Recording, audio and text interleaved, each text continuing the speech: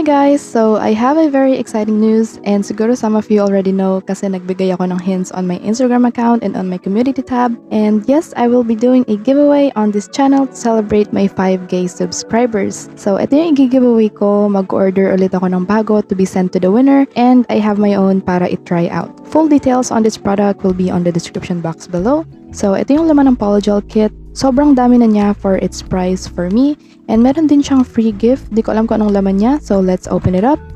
And mga nail forms ang laman niya. You know, I love using nail forms when I'm extending nails. So, I'm happy with this gift. And ang dami na niya. In fairness, I think 50 pieces ata to. Di ko sure. Pero ang dami mo na magagawang nail sets dito. Meron din siyang manual. First page, I message to the customers. Very cute. And then, meron din contents and descriptions, steps and usage, para mag-guide ka on how to use the Polygel Kit. At syempre, di kompleto ang kit without a nail lamp, which I'm very excited about kasi napaka-importante ng lamp. Meron siyang included na 2 Polygel with 15 ml tubes. Mamaya isa-swatch natin siya. May kasama ding nail cleanser to wipe some dust off the nails.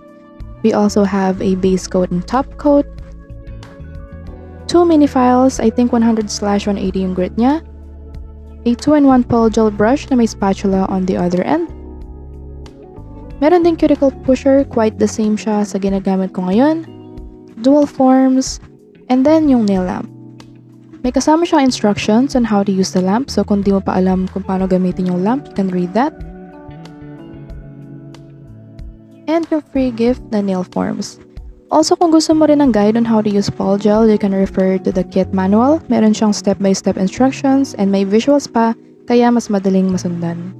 So, yun lahat yung laman ng kit. Ngayon, let's try first kung gumagana ba yung nail lamp, hoping na hindi siya faulty.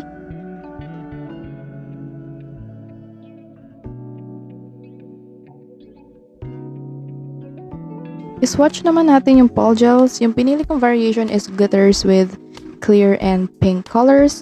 Pero I think na mali sila ng pag-send ng Polygel kasi I was expecting na pink siya pero nadoble yung clear.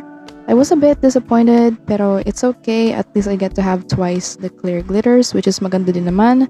Buti na lang hindi siya kulang. Pero sana for my next order, para sa winner, mapadala yung tamang color ng Polygel. So let's start doing our nails by first prepping. Gamitin natin yung cuticle pusher na included sa kit and gently push back our cuticles and then scrape off some dead skin around the cuticle area using the other end of the pusher.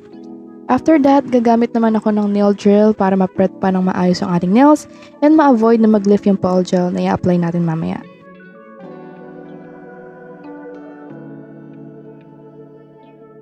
Using the file, i-roughen up naman natin yung natural nails to remove the shine.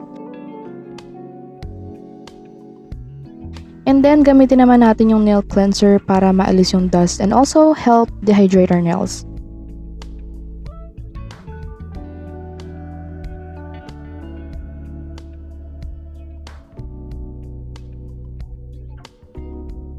Before applying Polygel, don't forget to first apply base coat. Gagamitin natin yung nasa kit and cure that for 60 seconds.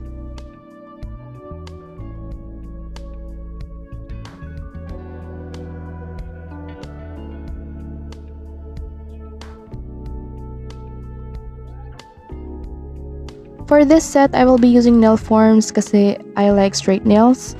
Yung dual forms kasi they have a slight curve and I don't want that. Pero I'll try doing nails with dual forms in the future. Pero maybe shorter para di kita yung curve. It's just my preference. You can use dual forms if you like. I just prefer straight nails more. For this set then, I won't make it that long. Someone suggested that I make short nails more.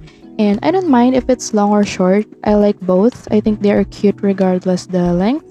Pero this time, I'm doing a lot of typings for school, kaya I think short nails would be better off for now, and I'll do longer nails soon.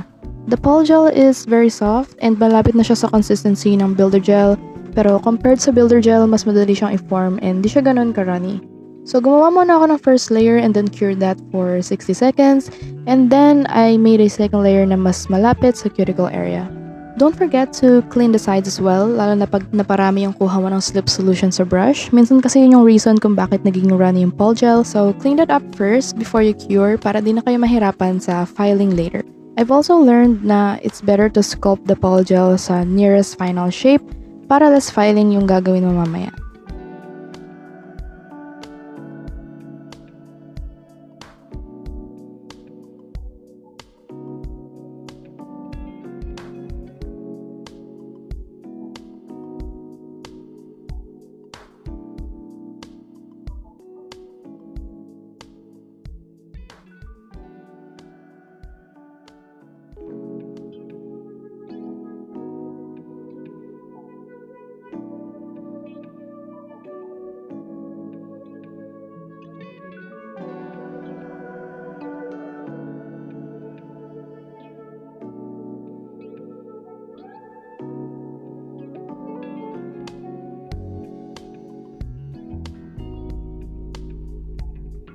Once all my nails are done, gamitin natin yung nail cleanser to remove the sticky layer, and then now we can file.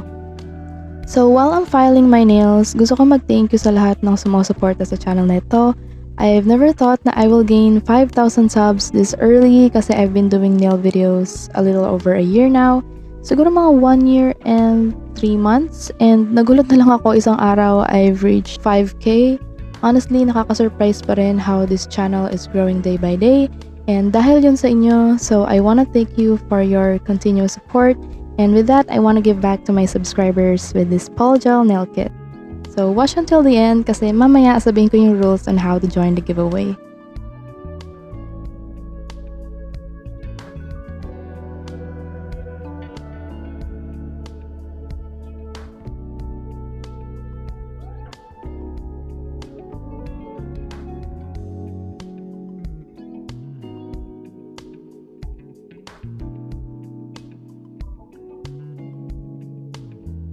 After filing, buffing, and cleaning up the dust with a cleanser, pwede na natin siya i-top off with top coat.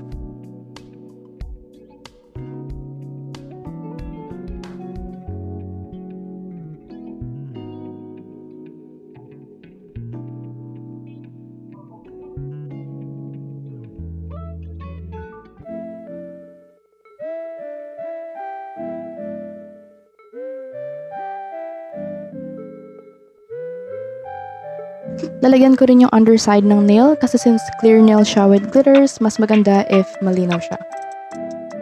And lastly, apply cuticle oil.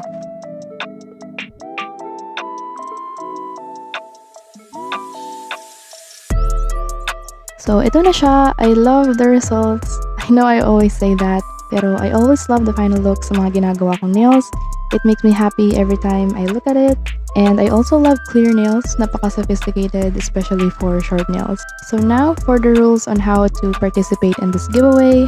Simple lang siya actually. Since this is my first time hosting a giveaway, I don't have any experience whatsoever. Nanood ako ng mga nail supplies giveaway to have an idea kung paano ba to i-host. So here are the rules. First, you must be subscribed to my channel, of course. Turn on my post notifications. And follow me on Instagram at @thehappyfingers. And then once you've done all of that, like and comment here on this YouTube video your Instagram username. Kasi doon ko i-contact yung winner through DM. Mag-post din ako sa Instagram ng giveaway post. Make sure to also like and comment there.